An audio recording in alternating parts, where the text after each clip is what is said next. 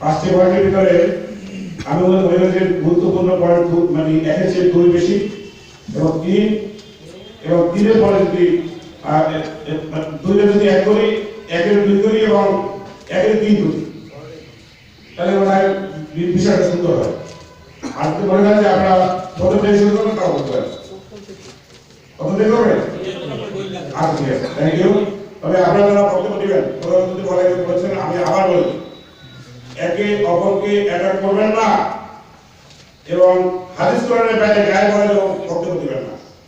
ধন্যবাদ। উদ্দেশ্য হবে না, কথা বিচারের সাথে বলবো, কোনো পক্ষগত না, এবং সভাপতির অনুমতি নিয়ে কথা বলবো।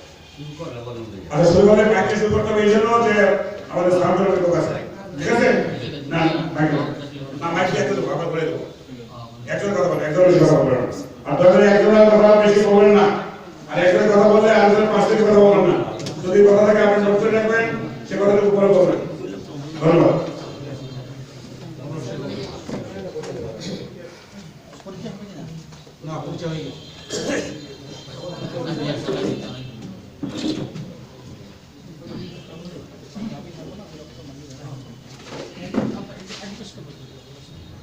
نحمد ونصلي على رسوله الكريم أما بعد أعوذ بالله من الشيطان الرجيم بسم الله الرحمن الرحيم الحمد لله الذي أنزل على عبده الكتاب ولم يجعل له عوجا وقال رسول الله صلى الله عليه وسلم إنما الأعمال بالنيات صدق الله وصدق رسوله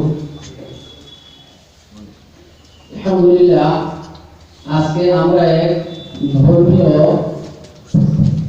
আলোচনা বিষয় উপস্থিত হতে পেরে আমাদেরকে সবাইকে আমরা ধন্য মনে করতেছি এবং আল্লাহ পাকের দরবারে শুকরিয়া আদায় করতেছি। আলহামদুলিল্লাহ, আমরা প্রত্যেকে এই মনোভাব নিয়ে মজলিসে উপস্থিত হয়েছি যে যে জিনিসটা হক, আমার জন্য কল্যাণকর, আমি সেইটাই মেনে নেব। তাহলে সেটা যার পক্ষ থেকে হোক, যার মুখ থেকে বের হয়ে আসুক, আমরা এর কোনো দ্বিমত বা বিরোধিতা করব না। আমার নাম মুস্তাফা মাহমুদ, আমি হানাফিয়াদের পক্ষ থেকে বলতেছি। বাহাসের আলোচ্য বিষয় সমূহের ভিতরে প্রথম যে আলোচ্য বিষয়টা রয়েছে, সেখানে আমাদের উভয়ের পক্ষ থেকে একটি বাক্য বাদ করছে শর্তের থেকে। এই বাক্যটাকে স্পষ্ট হইতে হবে। এখানে লেখা আছে, শরীরের ক্ষত স্থান হইতে রক্ত বাহির হইয়া গড়াইয়া পড়িলে ওযু ভঙ্গ হইবে কিনা, নামাজের মধ্যে হইলে নামাজ ফাসেদ হইবে কিনা। এখানে আমাদের উভয় পক্ষকে স্বীকার করতে হবে যে শরীর থেকে যে রক্তটা বের হবে, সেই রক্তটা কি পাক নাকি না পাক, এই শব্দ এখানে লাগানো নাই। ওযু ভাঙবে না ভাঙবে সেটা এক মাসালা, কিন্তু যে রক্তটা বের হইল সেই রক্তটা পাক না পাক এটা এখানে যোগ করতে হবে। যোগ না করলে তো আপনার কিছু বলতে পারেন, আমি কিছু বলতে পারবো না। আমাদের তো মাসালা হইব ওযু ভঙ্গের উপরে। ওযু তো ভঙ্গ হয় না পাক বের হইল, আপনি নিবেন ভঙ্গ হয় যে রক্ত পাক সেজন্য। অতএব প্রথমে দাবি করতে হবে শরীর থেকে যে রক্তটা বের হয়, এই রক্তটা কি পাক নাকি না পাক। আমি হানাফিয়াদের পক্ষ থেকে বলতেছি, আমরা একটা আরবি শব্দ এখানে ব্যবহার করব মাঝে মাঝে ছাপিয়ে, আরবি শব্দ, এর বাংলা অর্থ হলো পায়খানা বা পেশাবের রাস্তা। বলা হয়েছে এখানে পায়খানা বা পেশাবের রাস্তা ব্যতীত শরীরের অন্য কোনো স্থান থেকে রক্ত বের হইলে আমাদের নিকটে সেই রক্ত অপবিত্র এবং সেই রক্ত বের হওয়ার কারণে ওযু ভঙ্গ হবে এবং নামাজ ভঙ্গ হবে।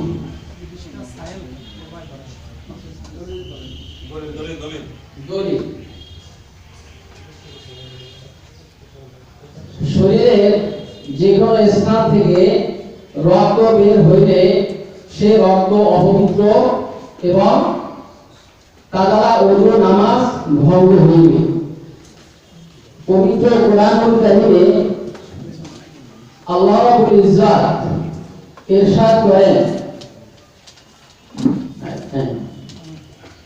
আউযু বিল্লাহি মিনাশ শাইতানির রাজীম, কুল লা আজিদু ফীমা উহিয়া ইলাইয়া মুহাররামান আলা তাইমিন ইয়াতামু ইল্লা আন ইয়াকুনা মাইতাতান আও দামান মাসফুহান আও লাহমা খিনজিরিন ফাইন্নাহু রিজসুন। আল আয়া, এই আয়াতের নম্বর হলো 145, সূরা আল আনাম। জি, এই আয়াতে বলা হয়েছে রক্ত অপবিত্র, অতএব এই অপবিত্র হওয়ার কারণে অপবিত্র জিনিস যদি শরীর থেকে বের হয়, অতএব অপবিত্র পবিত্র বিপরীত। অপবিত্র জিনিস শরীর থেকে বের হইলে সেই শরীর পবিত্র থাকতে পারে না। এই কারণেই আমাদের মাযহাব হলে, আমাদের মাসালা হলে, শরীরের যে কোনো স্থান থেকে অপবিত্র রক্ত বের হইলে ওযু ভেঙে যাইবে, নামাজের ভিতরে বের হইলে নামাজ ভঙ্গ হইয়া যাইবে, জামা কাপড় লাগলে সে জামা কাপড় অপবিত্র হইয়া যাইবে।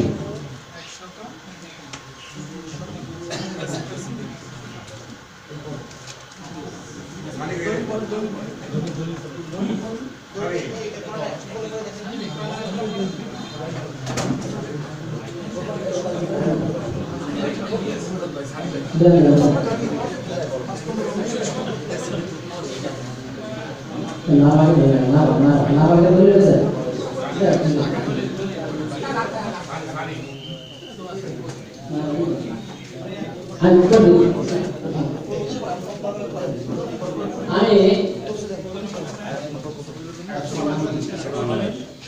জামিউল আহকাম কোরআন তাফসীরে কুরতুবী, এখানে আছে কওলু তাআলা ওয়াদাম ইত্তাফাকাল উলামা আলা আন্না দামা হারামুন নাজাসুন লা ইউকালু ওয়ালা ইউতাফাউ বিহি। ইত্তাফাকাল উলামা, সকল উলামাদের একমত, ঐক্যমত, আলা আন্না দামা হারামুন, রক্ত হারাম এবং রক্ত নাপাক, লা ইউকাল, রক্ত খাওয়া হয় না, পান করা হয় না। বলো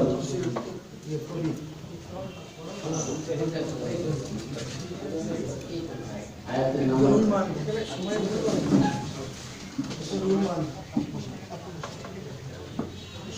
আচ্ছা, ইন্নামা হারামা আলাইকুমুল মাইতা দামাল আহমাল খিনজির। এভাবে লেখা আছে ইল্লা আইয়া কোনা মাইতা দামান মাসফুহা, এগুলো তো লাইক পানি ছেড়ে দিলে বলা হয়।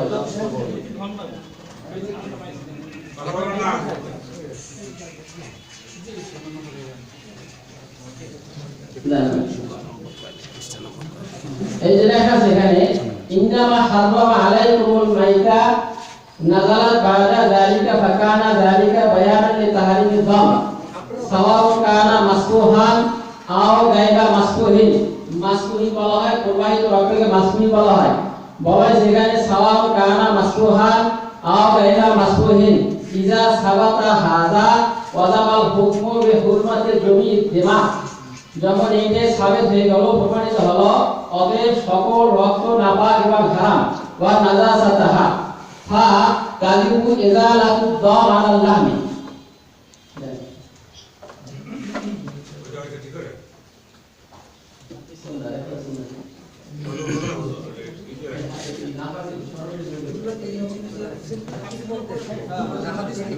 আচ্ছা, ফাইনাল মাসকুর আলাইসুল বলছি রিজসুন আই কাযিরুন আই খাবিসুন মুখাফফাসুন আও ফিসকুন। এটা তাফসীরের রুহুল মানি।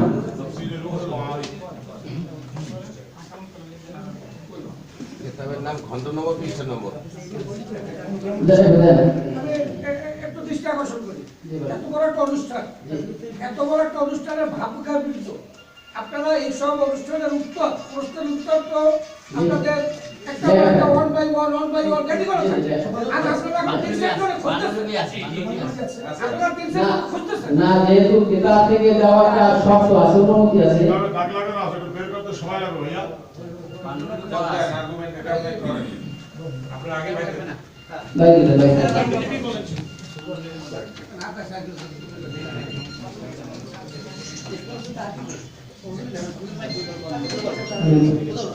জি বলেন।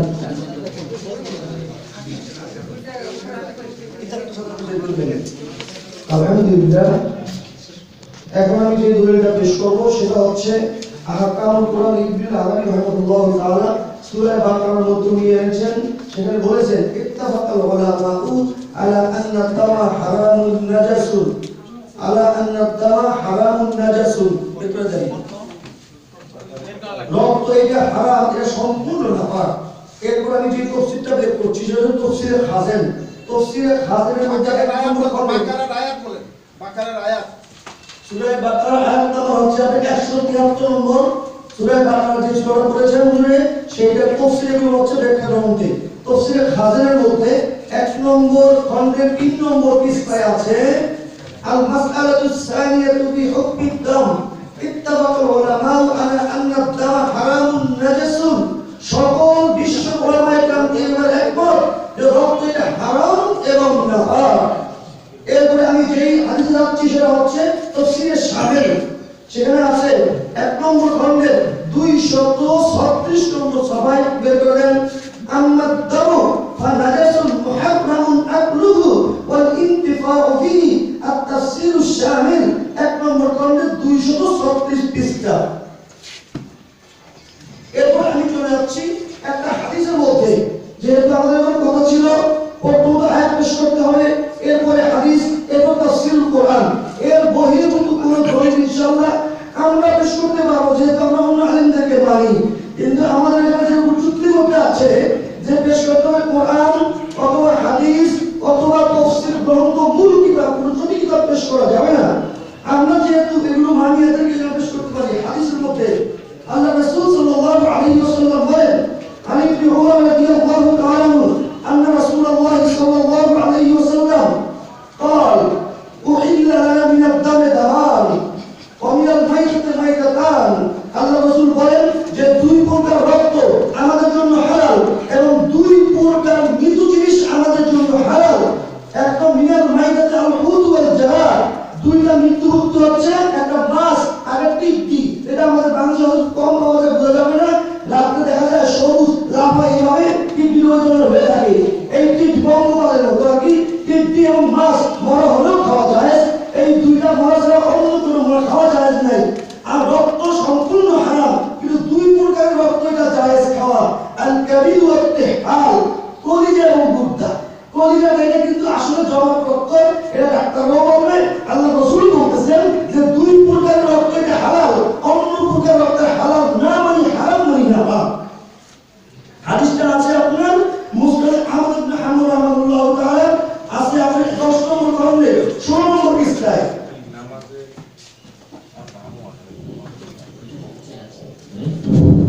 আমাকে একটু ভালো করে জি এখানে নামাজ শরীরে ক্ষতস্থান হইতে রক্ত বাহির হয়ে গড়াইয়া পড়লে ওযু ভঙ্গ হইবে কিনা, জি ঠিক আছে।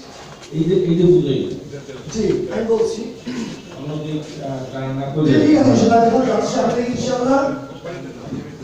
وعن ابن جريج رحمه الله تعالى عن أبيه عن النبي صلى الله عليه وسلم من وجد رعافا أو قيئا أو مزيا أو قرصا فليتوضأ। আপনার বেকতের দাবি চুক্তির 1 নম্বর খণ্ড 162 পৃষ্ঠা। সেখানে আল্লাহ রাসূল সাল্লাল্লাহু আলাইহি ওয়াসাল্লাম বলেন যদি তোমাদের কারো নাক থেকে রক্ত বের হয় অথবা বমি হয় অথবা মসি বের হয় অথবা বমি বমি ভাব হয় ফালিয়াতাওয়াজ্জা, তোমরা ওযু করবে। এরপরে ওয়ালিউতিম্মা আলা মা ওয়ালা, যেহেতু নামাজের মধ্যে বেরিয়েছে রক্ত তোমরা ওযু করতে চলে যাবে, যতটুকু ছুটে গিয়েছে ওটা পুনরায় করবে, ওযু করতে হবে। যদি আর কি আপনার রক্ত হয়ে ওযু না হয়ে যেত তবে আল্লাহ রাসূল সাল্লাল্লাহু আলাইহি ওয়াসাল্লাম ওযু করতে বলতেন না।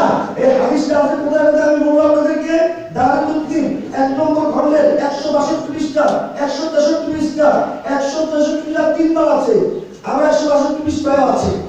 আরেকটা কি আমি আপনাদেরকে বলছি, কিতাবুল হুজ্জা আলা আহলিল মদিনা দেখেন عن عائشة رضي الله تعالى عنها عن النبي صلى الله عليه وسلم إذا قرأ أحدكم في صلاته أو رعف, যখন তোমাদের মধ্যে কেউ নামাজের মধ্যে বমি এসে যায় অথবা তোমাদের নাক দিয়ে রক্ত বের হয় ফালিয়ানসারিফ, তোমরা মসজিদ থেকে চলে যাও। ফালিয়াতাওয়াজ্জা, এবং তোমরা ওযু করে আসো। ওয়ালিয়াবনা আলা মা মাযা মিন সালাতিহি, এবং যেই নামাজ তোমার মধ্যখানে ছুটে যাবে তুমি এটাকে পড়ে আবার পুনরায় পড়ে নেবে।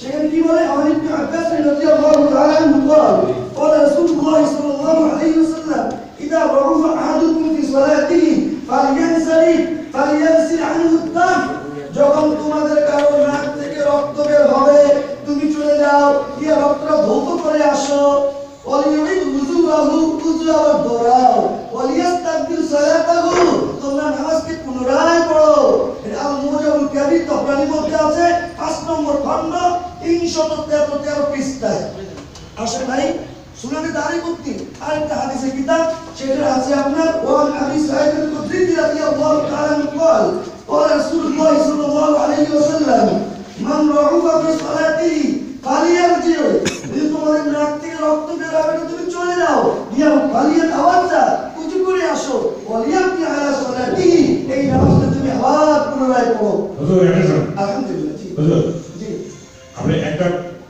এই সেন্টেন্সের ব্যাখ্যা দিবেন সংক্ষিপ্ত জি এবং পেপার শব্দ ধরে সংক্ষিপ্ত জি সকল পেপার যদি করেন সময় যাও নির্দিষ্ট সময় থাকবে এবং এখানে শুধু 30 কথা বলবেন বাকি আপনারা হাদিস এবং কোরআন দিবেন আমি আমার সংক্ষিপ্ত করতে চান তাহলে আপনি এখানে আপনি শেষ করবেন একটা পারে যে এক নাম্বার যেটা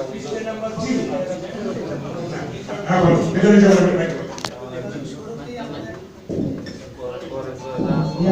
ধন্যবাদ আমাদের মেয়র মহোদয় উপজেলা চেয়ারম্যান মহোদয় ছাড়া সবাই উপস্থিত আছেন আমি বিচারক হিসেবে বলতেছি যে কোনো প্রশ্নের সময় সীমা থাকা দরকার উত্তরের সময় সীমা থাকা দরকার এই জন্য আপনাদেরকে আমাদের সামনে একটা ঘড়ি প্রয়োজন ঘুরে দেখে আপনাদেরকে সময় দেওয়া হবে সেই সময়ের ভিতরেই আপনারা আপনাদের দলিলগুলি পেশ করবেন এই জন্য আপনাদের কাছে অনুরোধ করবো যে প্রতিটা প্রশ্নের জন্য প্রতিপক্ষকে 5 মিনিট সময় দেওয়া হবে আমি মাননীয় সভাপতিকে বলতে চাচ্ছি যে স্যার আমার এখানে এই যে প্রবাহিত রক্ত এটা পাক কিনা বা নামাজ যাবে কি যাবে না আলহামদুলিল্লাহ এবারে আমি 6টা আয়াত এবং 63টা হাদিস এবং সাহাবায়ে কেরামের বিভিন্ন নিয়ে আসছি সবগুলো আসলে পড়লেই সময় হবে না যেমন উদাহরণস্বরূপ নামাজে মুক্তাদি কিরাত করতে হয় কিনা এবারে আলহামদুলিল্লাহ আমি 5টা আয়াত 63টা হাদিস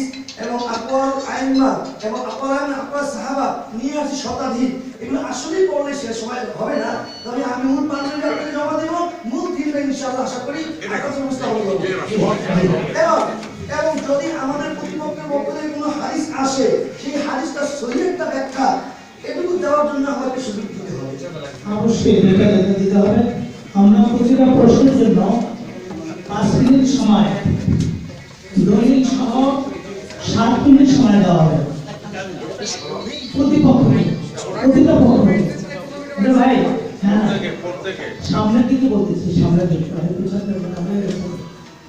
ভাই 7 মিনিট সময় দেওয়া হবে প্রতিটা প্রশ্নের ওই 7 মিনিটের ভিতরে 7 মিনিট টোটাল 7 মিনিট সময় দেওয়া হবে আপনারা 7 মিনিটের ভিতরে আপনারা দলিলগুলি বুঝিয়ে সুন্দর করে পেশ করবেন এরপরে প্রতিপক্ষের জবাব এই জবাবকে খণ্ডন করার জন্য 5 মিনিট সময় দেওয়া হবে এই মোট 12 মিনিট সময় প্রতিটা প্রশ্নের টাইম আমি এটা বলতে চাই আমাদের তো বিচারক মণ্ডলী যারা আছেন যারা আমার নেতৃবৃন্দ আছেন এরা বিষয়টি 1 মিনিটও আমি নিয়ন্ত্রণ করতে পারি তাদেরকে 1 মিনিট আমাদের না ইনশাআল্লাহ আমি আপনাদের সময় বেঁধে দেওয়ার সময় থেকে